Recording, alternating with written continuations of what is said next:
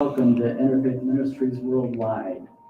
As I say every Sunday, wherever you are on your journey of spirit, you are welcome, loved, and accepted. This is a way of life where we honor all paths to God. Now let's take a deep cleansing breath all the way down to the soles of our feet.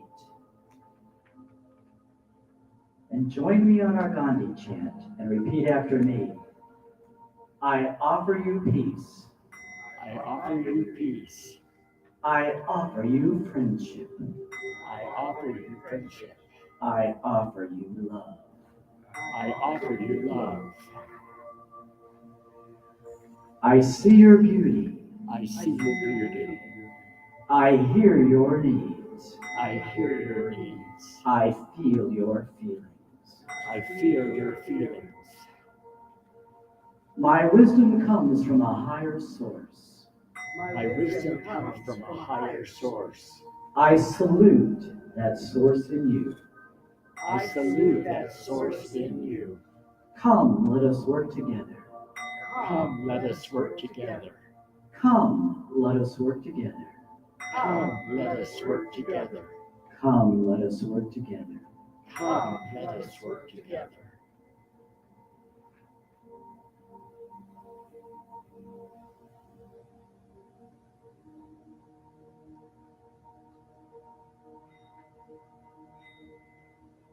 And so it is. And now, Reverend Damien.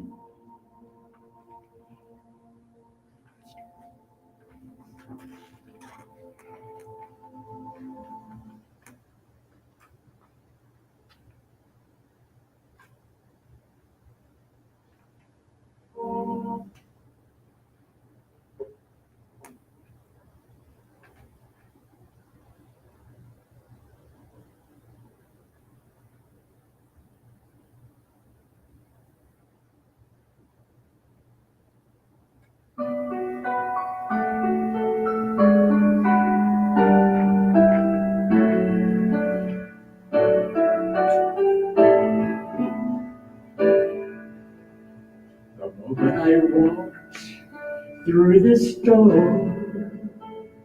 I felt love's presence, and I knew this is a place where love abounds. For you see, we are the temple. Jehovah God abides here,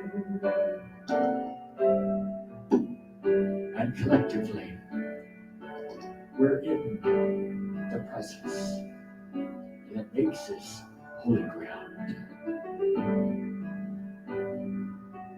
We are standing on holy ground, and I know that there are angels. I see you all around. And let us give love to one another, for we are collectively here, ladies and gentlemen, collectively the expression of God.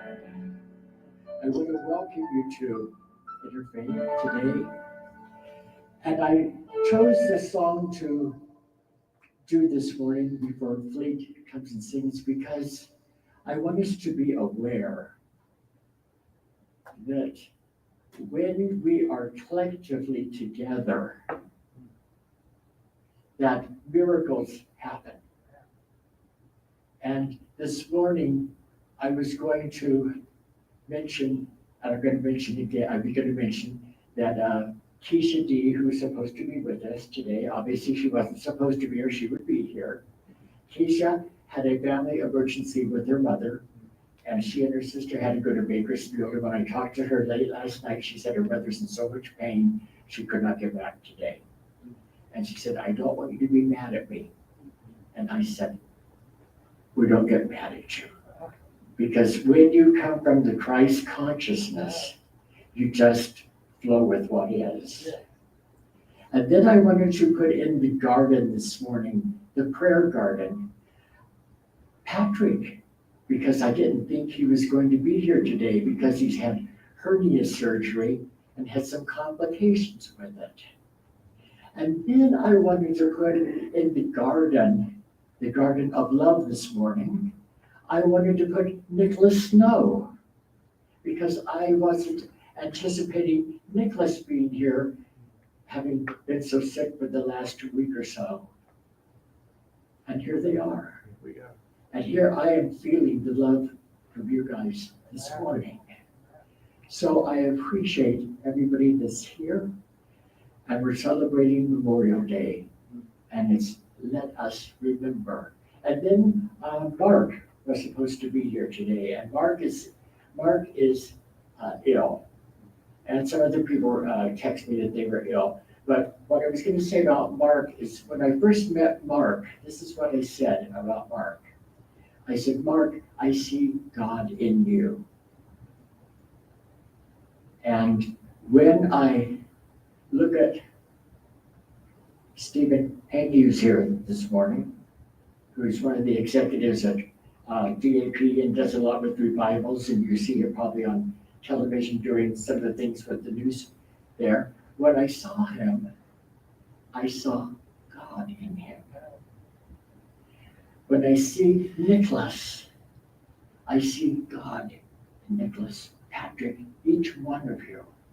Because the thing is, it's not that we don't see the shadow side of our human side. It's not that we don't see that.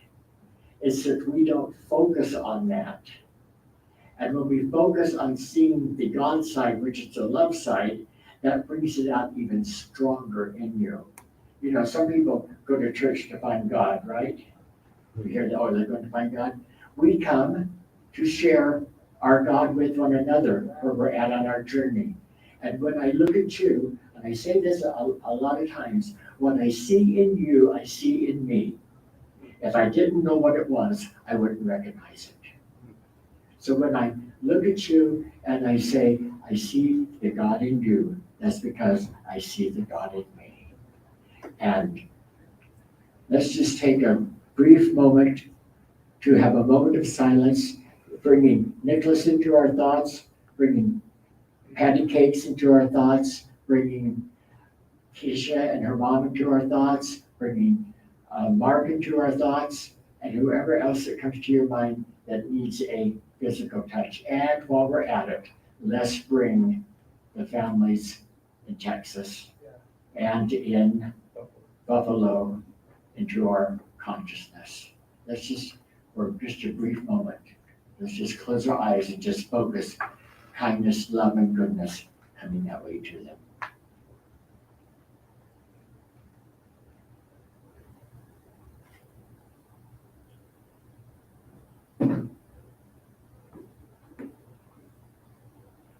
And so it is. So I had a treat, and I have to kind of talk. I'm doing this, okay? I just happened, if there's such a thing, I just happened to click on a streaming channel. And the streaming channel had Oprah, and it had an advertiser for Oprah talking with somebody. And then it had, I forgot who the next one was. And then I looked, I was the next one. Wow. And that's what, I couldn't even say, wow, I was just floored. And T.D. Jakes was the one right after me. And then it went on the list of something, and I thought, have I seen things? So it was overwhelming, but I was really honored that somewhere along the line, somebody felt a talk that I had went with this series that they were doing. And speaking of talks, you know, last Sunday, my talk was on mental health and spirituality. And if you haven't heard it, go to the Now Redeeming Comment YouTube and listen to it. Because there is no healing in our mental health without hooking into the spiritual component of who we are.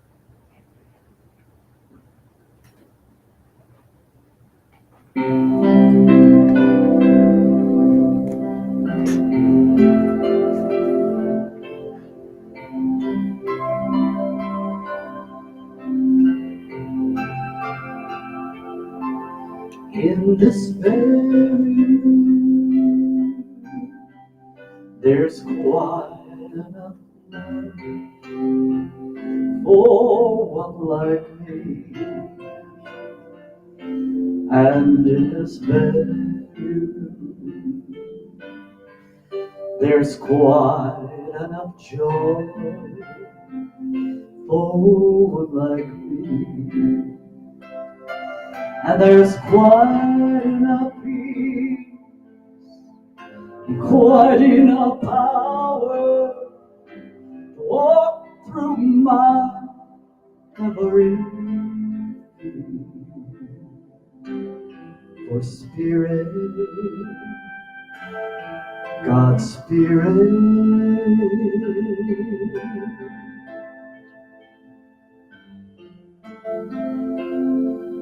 is in this very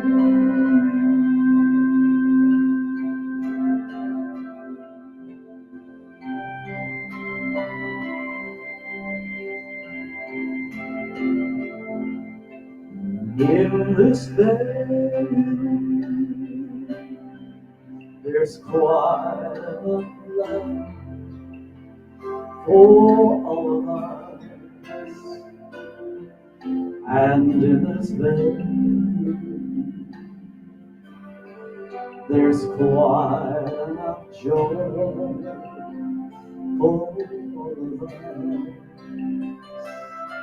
And there's quite enough peace, quite enough power to walk through our every day.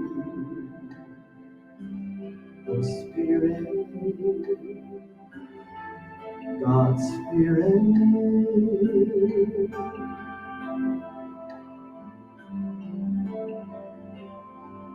is in this day.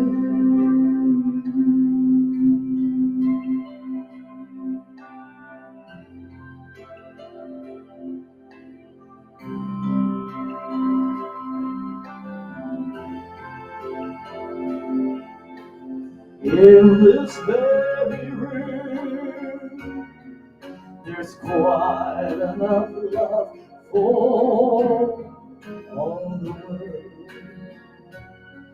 And in this very room, there's quite enough joy for all the world. And there's quite enough peace, quite enough power to walk through our every day.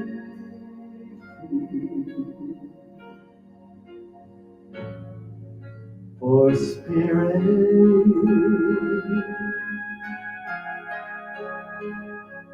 God's Spirit,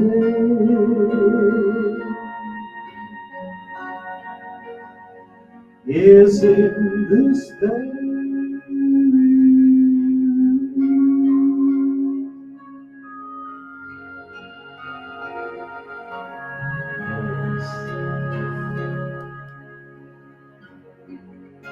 is in this very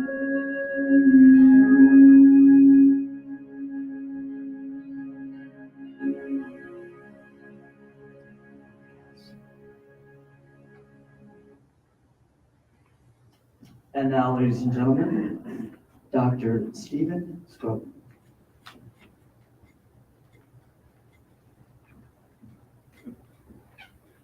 Stephen, announce that you're going to be when you're going to be here. Hi, I am Dr. Stephen Scoggins, and I'm always honored to be here. I'm also very pleased that I'll be here the last Sunday in August. and looking very forward. Having been a guest here before, I feel like I'm just at home.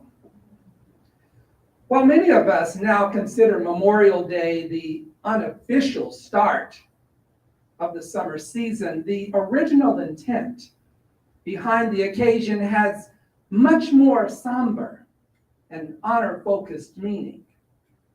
This federal holiday has formalized as a way of remembering and mourning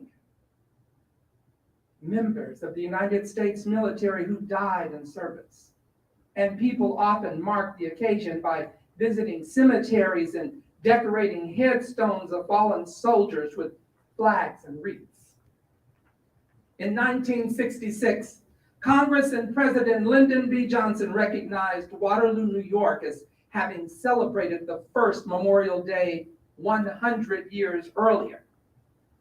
However, multiple towns claim to be the birthplace of Memorial Day, and the holiday's long evolution makes it unclear where exactly it began. On top of that, there are many persistent myths about Memorial Day and how Memorial Day started. How did Memorial Day originate? While people have commemorated the sacrifices of soldiers for as long as there have been conflicts, Memorial Day, as we know it in the United States, got its start during the American Civil War. During the war, some people began the practice of decorating the graves of soldiers who'd been killed in battle and saying prayers for them. And as the Civil War wound down, people across the North and South continued honoring fallen soldiers in this manner. As the practice of decorating soldiers' graves became more common, it also began gaining more formal recognition. In 1968, a law made the name change official. It also moved Memorial Day to its modern date, the last Monday of May. This law, called the Uniform Monday Holiday Act, came into effect in 1971 and created the annual Memorial Day weekends that Americans know and love today. But it also angered people who felt it shifted the focus from remembrance to just enjoying the day off. While the states eventually fell in line, many veterans continued to voice dissent on the issue.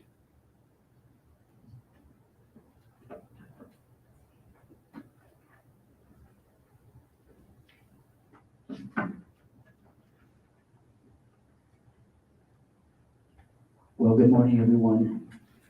Before I sing the song, I would like to read a beautiful poem that I wrote many, many years ago, and I was inspired to write this when I visited Arlington Cemetery. Rows of white crosses with forgotten names. Rows of dead heroes from society's games. Side by side in fields of green, marching towards a death unseen. Sons of liberty, the people cry, only to fight for their freedom and die. Now on the hills and in the meadows, rows of white crosses leaving their shadows. I was very fortunate that that was published in one of the military publications several years ago. I just thought it was a wonderful remembrance. Actually, it just came to me the other day. I had forgotten about it. And obviously, everything is in divine order. So all of a sudden, it came back into my head, and I went, that is a perfect thing to read for today. Now, let me get the orchestra started.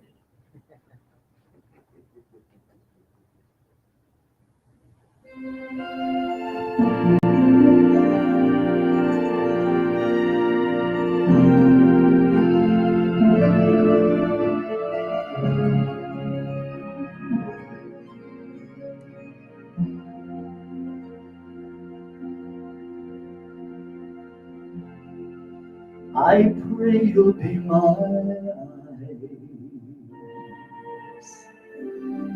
and watch me where I go, and help me to be wise in times when I don't know. Let this be my prayer when I lose my way.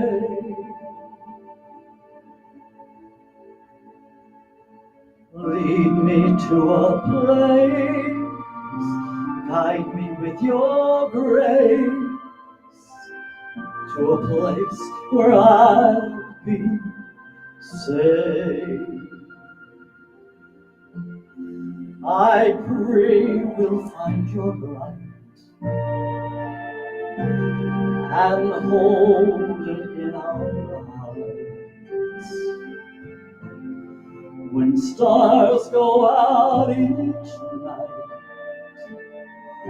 oh, remind us where you are. Let this be our prayer when shadows fill our days. Lead us to a place, guide us with your grace, to a place where we'll be safe.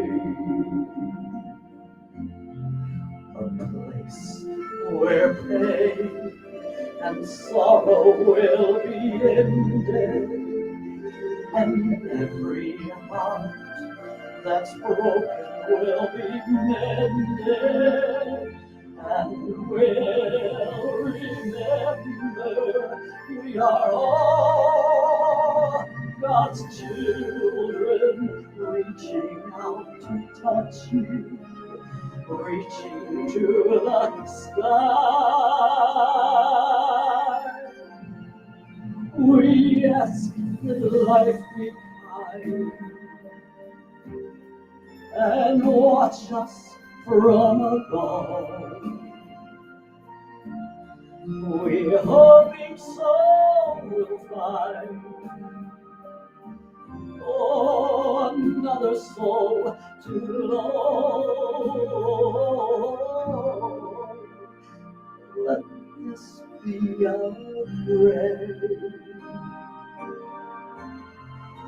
just like every child needs to find a place. Guide us with your grace to a place where we'll be safe. Needs to find a place. Guide us with your grace.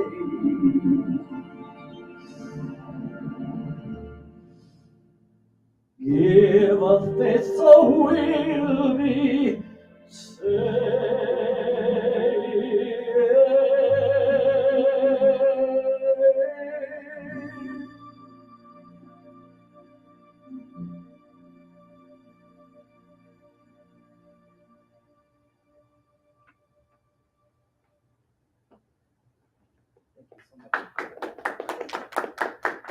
We usually sing that in Italian, but I recently started singing it in English because most of us don't know what's being said. So you'd understand what was being said in the song. So next time I'll sing it for you in Italian. And now at this time, I'd like to bring forward Miss Claudia.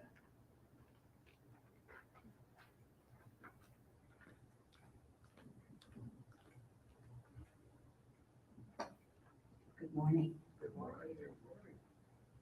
Here rests the great and good. Here they repose after their generous toil. A sacred band, they take their sleep together, while the year comes with its earliest flowers to deck their graves, and gathers them again as winter frowns. Theirs is no vulgar sepulchre, Green sods are all their monument, and yet it tells a nobler history than pillared piles or the eternal pyramids. They need no statue nor inscription to reveal their greatness. It is round them and the joy with which their children tread the hallowed ground. Thank you so much, Claudia. Well, now the orchestra is going to be singing again.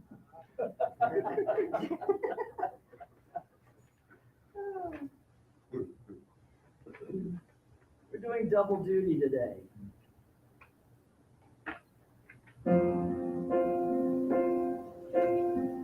It's a beautiful song written by Mr. Daniel Nahmond, One Power.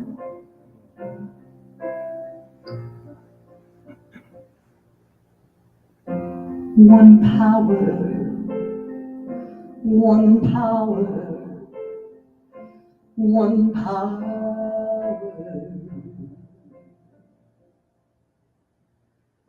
There's one power, invisible, and we see it everywhere and every day. One power, indescribable, and we speak it with every word we say. Mysterious until we know the truth, as simple as the love inside of you. Call it God, call it Spirit, call it Jesus, call it Lord, call it Buddha, Baha'u'llah, Asham or Heaven's Door, or whatever name you give it. It's all one power, can't you see? It's the power of the love that lives in you and me. One power, one power. You see, we speak so many languages, different colors, different clothing, different names. But different is only dangerous when we forget in our hearts we're all the same. We'll remember once we close our eyes to see that such differences were never meant to be.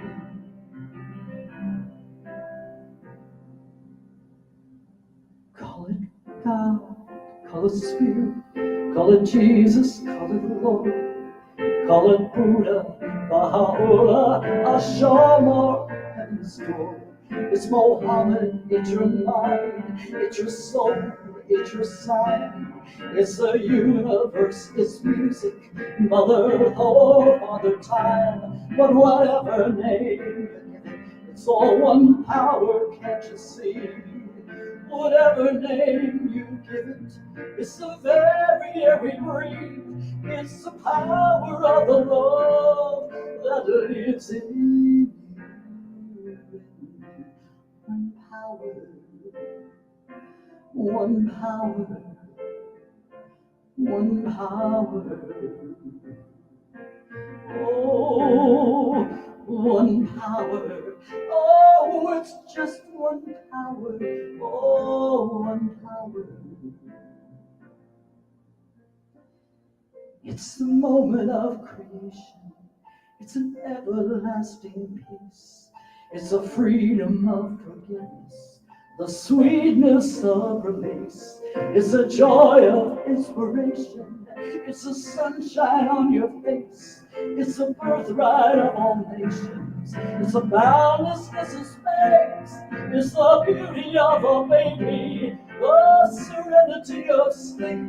It's the anger we abandon. What's love that's most deep? It's one power. Oh, it's just one power. Oh, yes. One power. Oh. It's just one power. It's the power of the love that's forever in you and in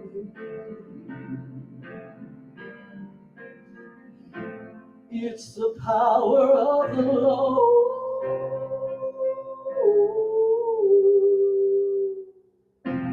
One power, oh, one power. It's just one power.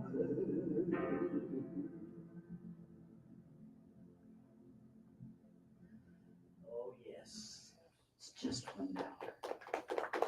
Thank you so much. Thank you. And now I'd like to bring Reed to our platform, who's going to do a beautiful reading for us. Thank you.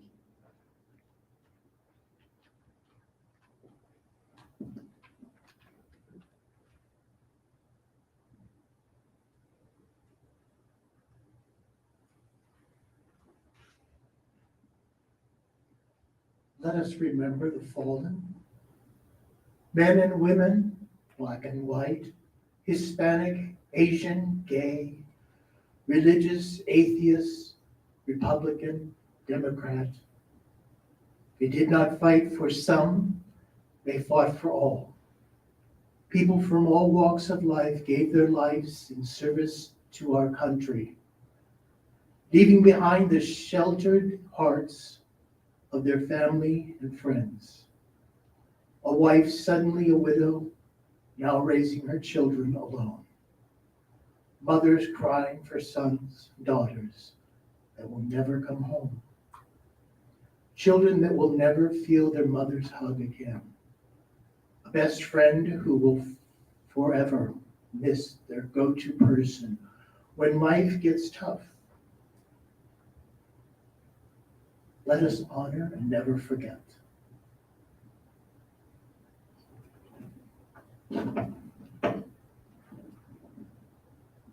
And now, ladies and gentlemen, Reverend David. Sure do appreciate you, you know that. I hope you've enjoyed the readings. I wrote them for today. One power. It's kind of heavy. That's not my talk today, but maybe it kind of is. Why is it that when I say, maybe to Eddie, who did the wonderful plants and things today, which is really a godsend, and I appreciate so much. But why is it when I'm just using him as an example, I think, I see such goodness in you. I see such, and the person goes, oh, well, you know what I'm talking about? Why is it that we deny who we really are? That's who we really are. And sometimes I wonder what I'm doing, because we don't need another new age churchy thing in the valley. We don't need another charismatic whatever. We don't need any of those. And I keep going back to what I keep thinking about, because you see, in November, I have the Muslims for a progressive world coming to be part of us and to share with us. I have on my agenda someone from who happens to be gay and Jewish, bringing that to us. Different people with different spiritual practices. And I told somebody yesterday, I said, atheists, we welcome New Age. We welcome whatever it is. We would welcome the Trumpsters, as long as the bottom line is that you're coming from a place of love. And when you're coming from a place of love, there is no marginalization. There is no judgmentalism. There is none of that.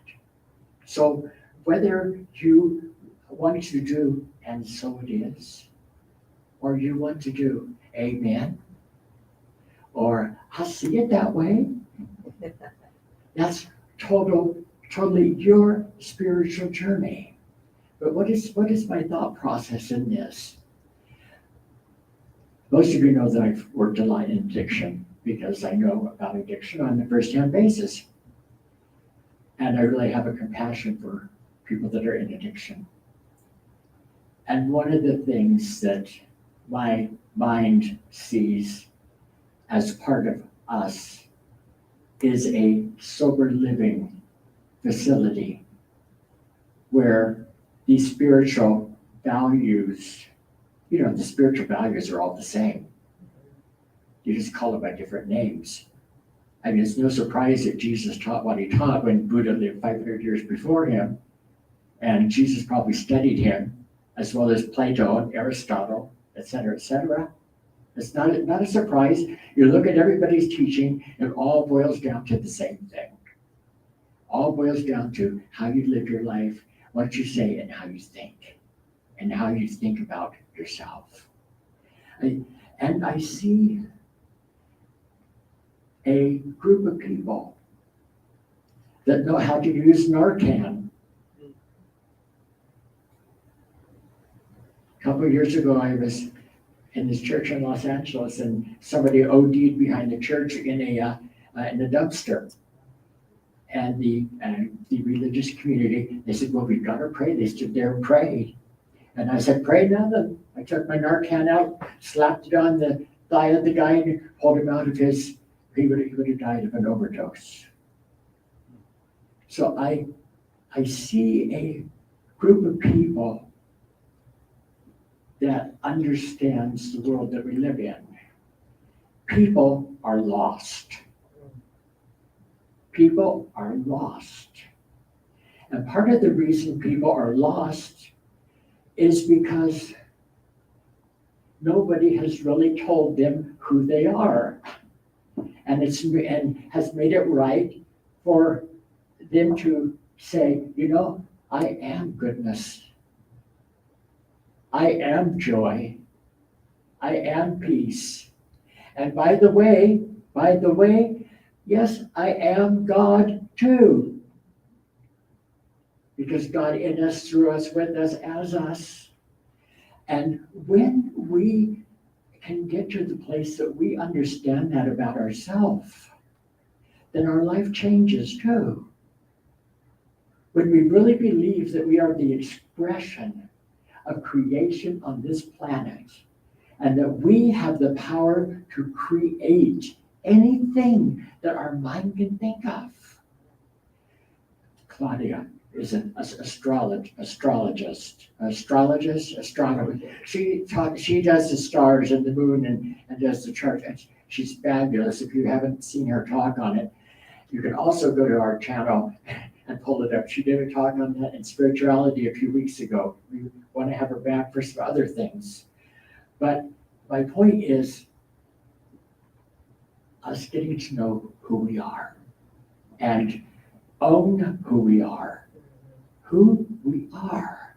In April 1863 in Columbus, Mississippi, after this one woman, she was a white woman, she was decorating the graves of her two sons who had died.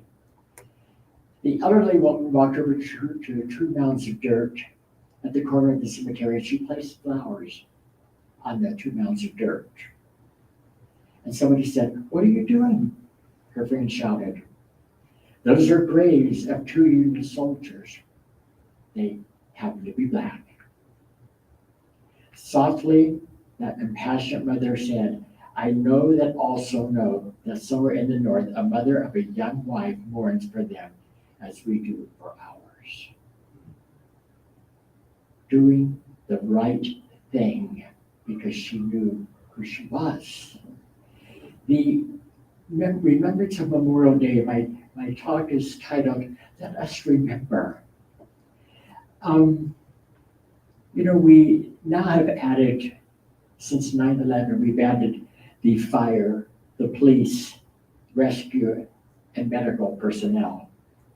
And at the end of this talk today, I'm going to ask if anybody would like to mention just a little bit the person that they're thinking of that is their hero, their person that has made a difference in remembrance. They don't have to be dead.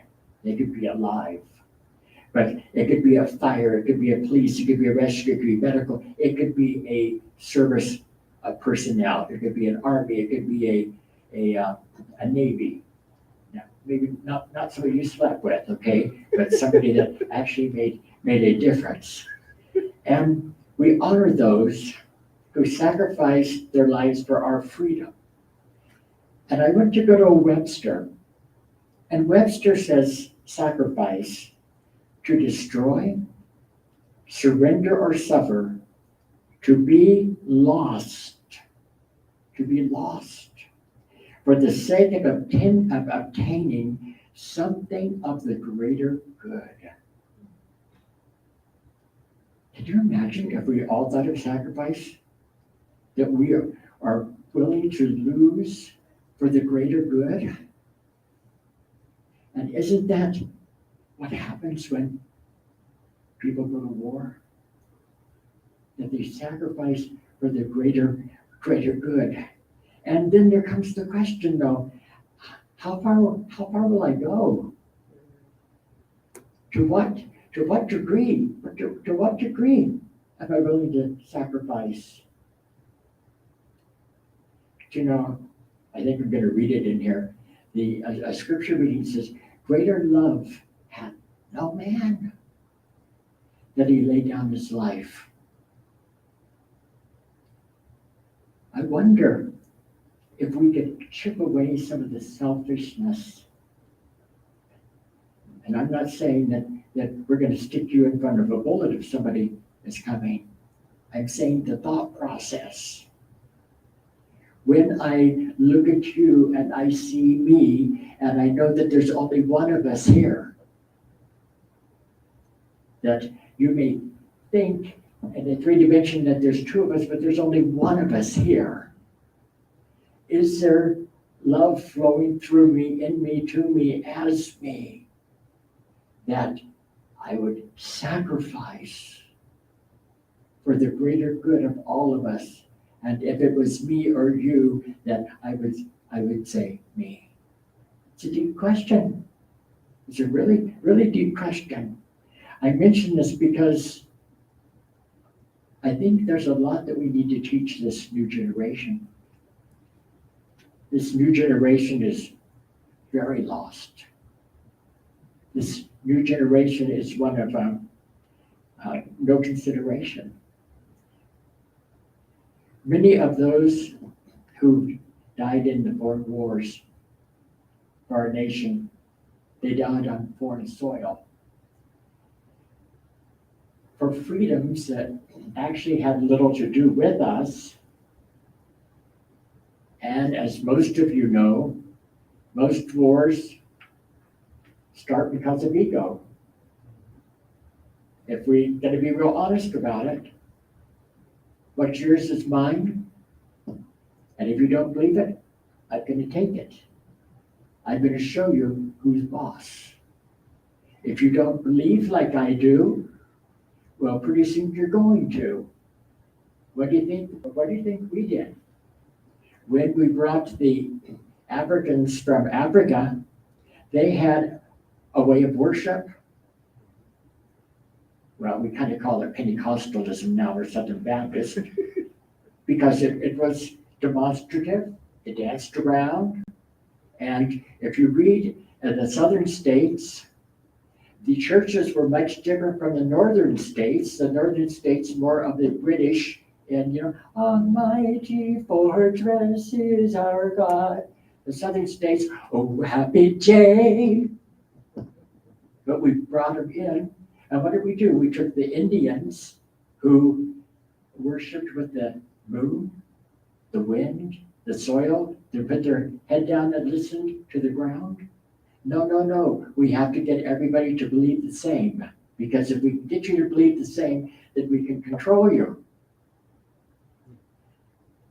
So wars are really about controlling people rather than you thinking for yourself and being the expression. Some of these wars absolutely pose no long-term threat to us. They were about political views. If I ask anybody about the Vietnam War, we all have some things to say about that. Did you realize that 45% of military deaths are attributed to something rather than just inaction? They're like training accidents, equipment failures, weather conditions, disease, or inadequate medical care. For those who have died because of those, we want to remember. Let us remember. It's not just those that aren't with us. It is those that we see that have come back from war, because you're never the same. And when we expect people to be the same, we're not only doing them an injustice, we're doing ourselves an injustice. And I'm wondering, and I'm asking myself this question: the last time you saw somebody that you knew had been in a war overseas, when was the last time you sat down with them and got to know who they are? You say, well, I know who they are. We know the exterior. We know what it looks like. We don't know the day-to-day heartbreak, the day-to-day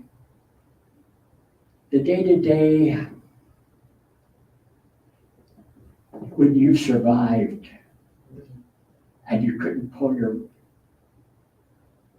buddies out with you. We don't know what that feels like. And they don't have anybody to share that with, because guess what? We don't understand, because we don't want to understand. We're so busy. We are so busy doing nothing in our lives. Our world is spinning, and spinning out of control, that we don't take the time just to stop. Dear God, I'm your creation. I'm the expression of you on this planet. Who do I go to talk to that I may understand and they may understand more today? We get busy doing the things. You know, the shootings and the suicides that happen to service people when they get home. And it's not just a psychologist problem. Our ego mind, which is our carnal self, our shadow self, wants us to think that we're only a mind and a body, and doesn't want us to really understand that we are a soul, and that soul always has been and always will be. And when the body's gone and the mind is gone, and the soul will continue on. And the way that we begin to understand each other is when spirit touches our soul and not our mind. We're reaching out. Let us remember. I'm a proponent of statues. I'll tell you why. I'm not saying that a statue has to be on every corner. I'm not saying that. But if I went to Charleston, let's say, I want to see something that makes me remember what I don't want to have going on. Does that make sense? If we get rid of everything that reminds us of the past, pretty soon there's no remembrance, and the generation of today has no vantage point or reference of what went on. But if we had, like even in the park area, you take a Jefferson, whoever, and whatever, and the slave owner here, and whatever here, and blah, blah, blah, and you put it, and this is the educational experience. It's the experience, and then you say to your little girl, that is beautiful, and I believed them. Stephen did a speech that I just cannot get out of my head. All of his life he was told black is beautiful, and he believed them.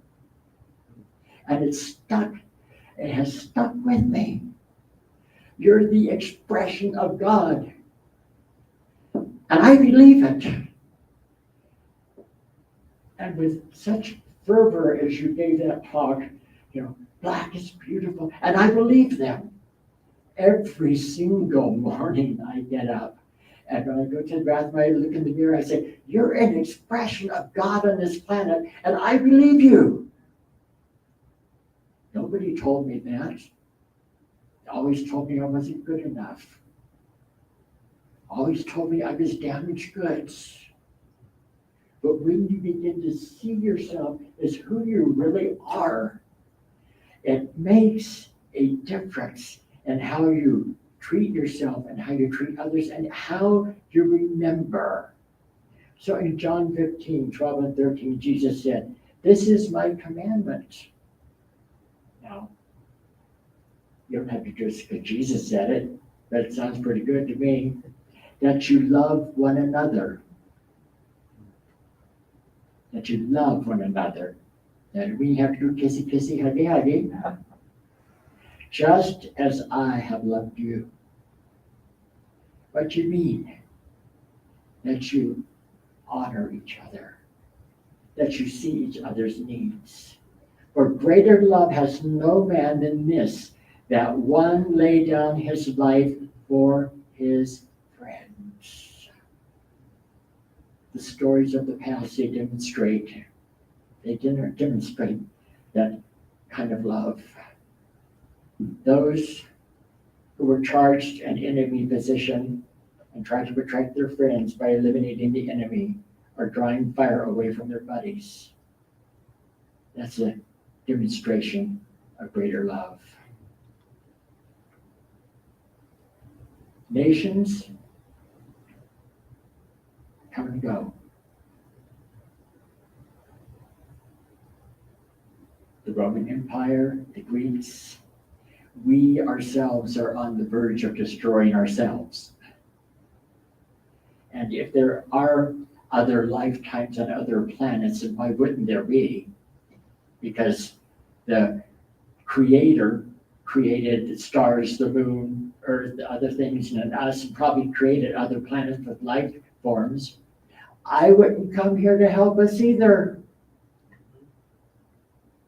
If I was from another planet and I came here, I'd say, this is a mess you guys got yourself into, and you're not going to listen to me anyway. Now I'll wait till you destroy your Earth through your greed, through your selfishness, through your hatred.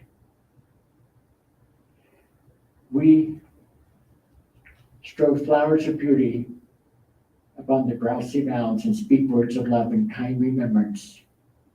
And we shed tears of sorrow for the departed.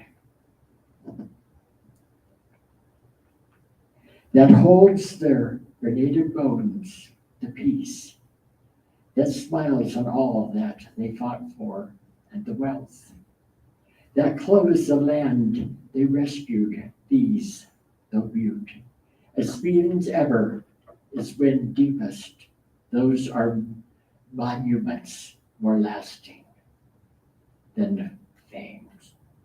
Rear to the kings and demigods of old, let them elms bend their protecting shadows o'er their graves, and build with their green roofs only fame, where we may gather on this hallowed day.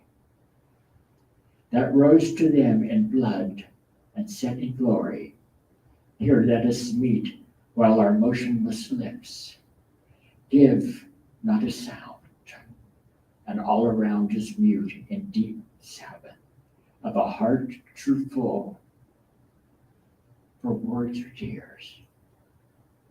Let us strew the sod with the fresh flowers of spring, and made them to them an offering of plenty, nature given, and they have rendered ours perpetually. A lot of poems today. Let us remember. So, does anybody want to share a remembrance? It could be a father, it could be a brother, it could be a friend that made a difference. Healthcare, it could be service, it could be. Yes, I'd like to talk about my father. My father passed 5 years ago, and my father was always a can-do guy, a can't-do guy. My father was in the military, and he was with Patton, and he received a lot of medals and honors, and he made a lasting impact on me, because that's why I have the work ethic that I have today, that I always rise to the occasion and I do exactly what I need to do, no matter how I'm feeling or what the situation is. And I just want to honor my father, because that's what he taught me in my life.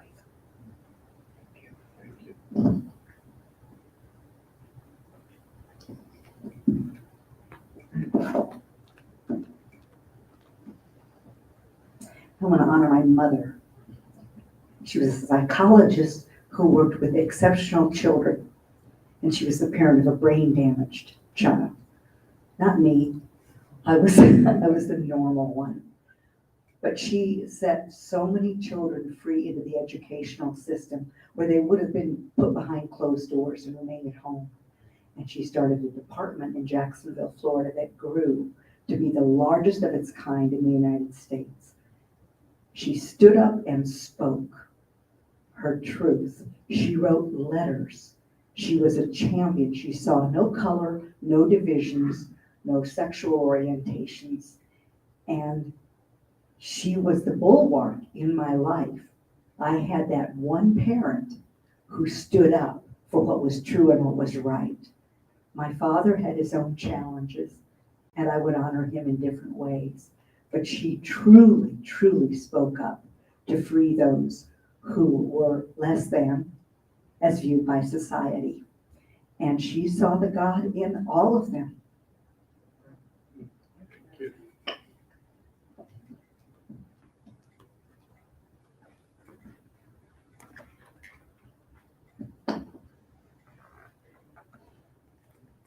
On behalf of my siblings, John, Jack, the late great Felix, and Juliana, I celebrate our father, John Lloyd Snow, on this Memorial Day weekend.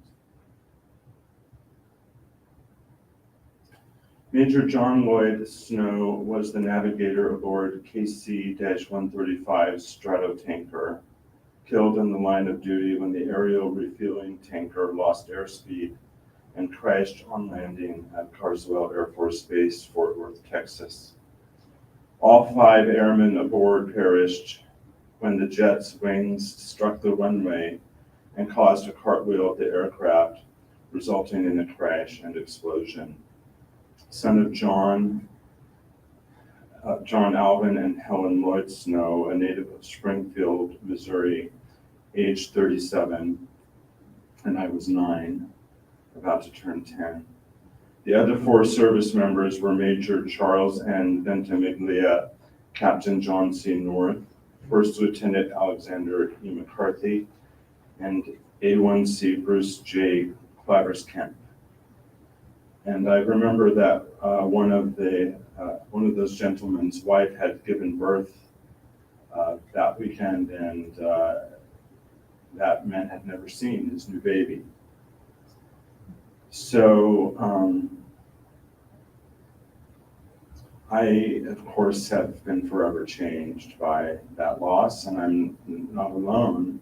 But one of the things that I thought about decades later when I wasn't allowed to serve in the military because I came out in the application process, was that if my family values were not in accordance with military service, whose are? Thank you. Thank you. Anyone else? I want to honor all of you for being here. I said to Fleet, I don't know who's going to be here. It's also new to me. You know, Easter we had all the seats filled. I have no idea.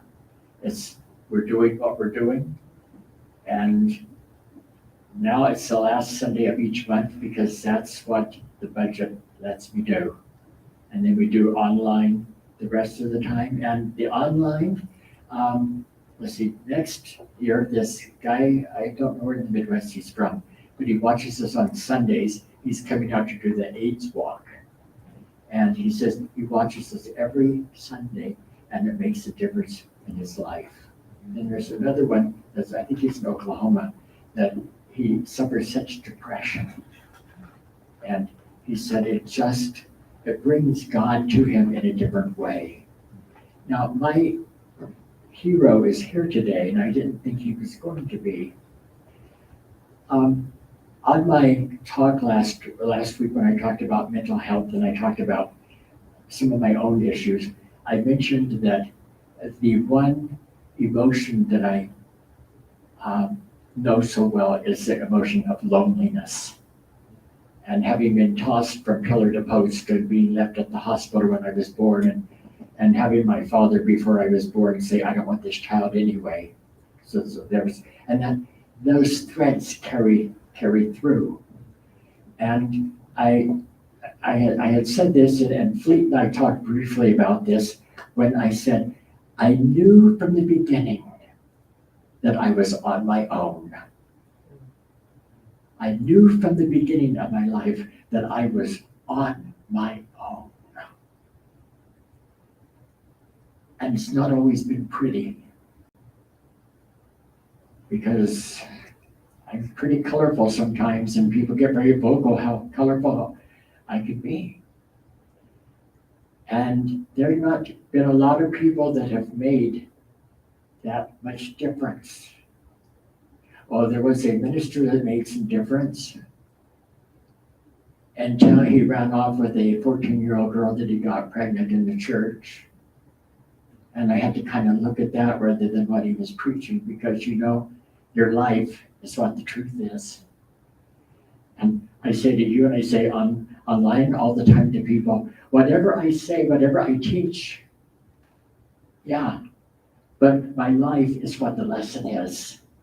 How I deal with the difficulties in my life, how I maneuver them, how I manage to give gratitude. And when I have an attitude, to work to switch that attitude to gratitude, how I work to have right thinking. So I've been HIV for 40 years. It's a long time. And 20-something of those years, I never took any meds. And I only started taking meds when I went on a trial period. And I don't talk to people about it. Instead, I've raised money for women and children with AIDS. And what was it? Jen Crane in San Diego. He and I did the very first PBS special for, what was it called, AC, ARC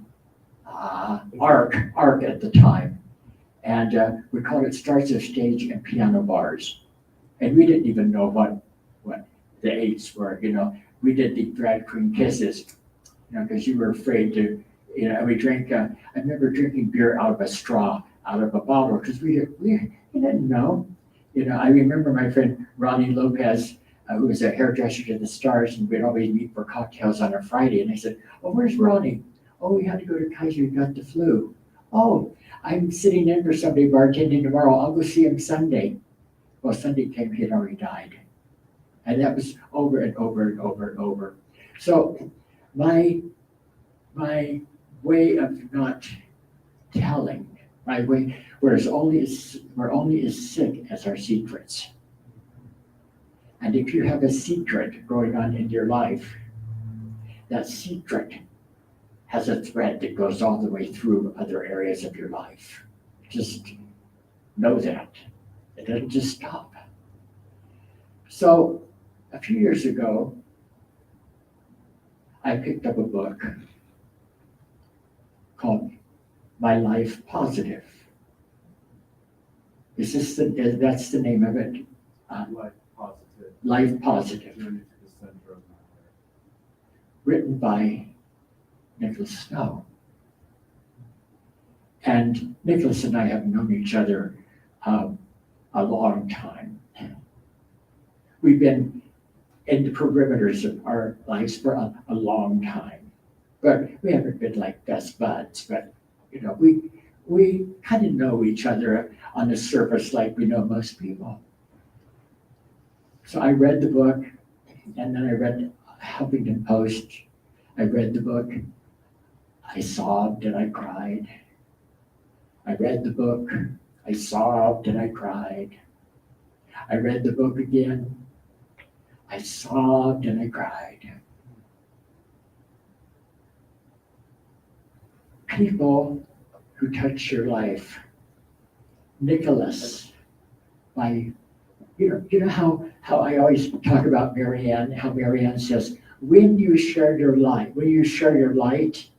then you give others permission to share their light. When she talks in the point that she does about it's not our light that scares us, it's not our darkness that scares us, it's our light because we're more powerful.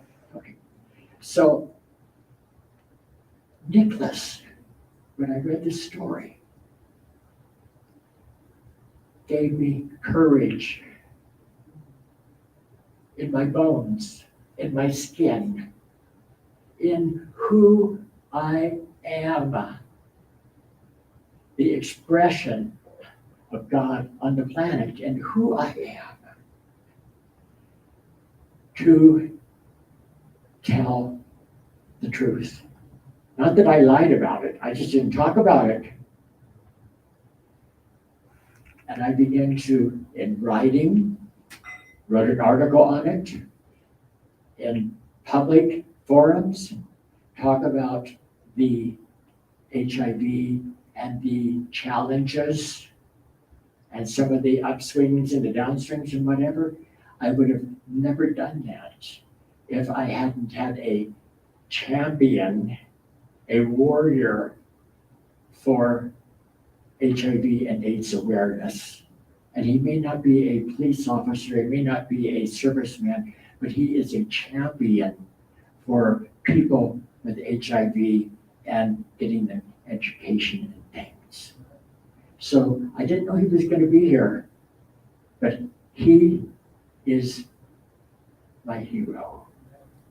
That when I watch him, what I see in you, I see in me. If I didn't know what it was, I wouldn't recognize it. What I see in you, Claudia, I see in me such goodness. If I didn't know what it was, I wouldn't recognize it. Stephen, every day when I see you and I go around to your office and I peek in and the door's open, and the brightness that you are, we don't have to always say anything. It's who we are, ladies and gentlemen, that makes the difference. But when you know who you are, That's what makes a difference. If you don't know who you are, you're not going to make a difference. And amen, and so it is. Thank you so much. Oh, June is Pride Month. Okay, June is Pride Month, and the last Sunday of June, Bobby Drake is going to be here, who is a wonderful vocalist and female impersonator entertainer. And on the last Sunday of the month, we're coming in some form of pride, be it a drag, whatever. So, or a leather, whatever, or maybe and a leather, who knows? But we're going to be talking about a lot of things tonight. I'm going to be talking about coming out to your faith on that Sunday. And Bobby's going to be here, and he's going to share some of his journey and do a wonderful songs for us. And then, of course, Stefan's going to be here the last Sunday in August. And then I have other people coming from various walks of life. Don't be surprised if we have sex workers come and talk to us. See, these are people that are part of us. And the more we can realize that, changes them in their growth and us in our growth. Well, I think that's a perfect song, but I'm coming out. I want the world to know. Gotta let it show. Well, I want to make a few announcements here before we finish. If you or someone you know is in need of affirmative prayer, please place it in the comment box right below, and know that our ministry of prayer will pray over it for 30 days. And we do, because we do know affirmative prayer does change things. Also, we want to thank all those who have been sending in their tithings. We want to especially thank Pat Robinson, who is now becoming one of our wonderful angels. And if you'd like to be a sustaining member or just a one-time donation, you can send it to Interfaith Ministries Worldwide, P.O. Box 2102, Palm Springs, California, 92263. We also have a PayPal account, and that is at www.paypal.me/Interfaith Ministries. Or they can do it with their credit card. It's debited so much. Oh, we got it on credit card now? Oh, we can have it. Yeah, that's a sustaining member to do that. If they wanted to do that, we can give them the information. And we can give you that information. And it will be in the comment box right below after the service. So we want to thank everyone for joining us today. Thank you so much. I had a great time. How about you? Well, I think that we should sing Let There Be Peace on Earth. What do you think? I think, Let's get the orchestra ready. let's put the energy into that and let the peace start going on. Let there be peace on earth, and let it begin with me. Let there be peace on earth, the peace that was meant to be. With God as our Father, family all are we. Let us walk with each other in perfect harmony. Let love begin with me. Let this be the moment now. With every step I take, let this be my joyful vow. To take each moment and live each moment in peace eternally. Let there be peace on earth, and let it begin with me and you. Thank you, everyone, for joining us today. Have a beautiful, blessed Memorial Day weekend. Until next week, we'll see you. Take care. God bless.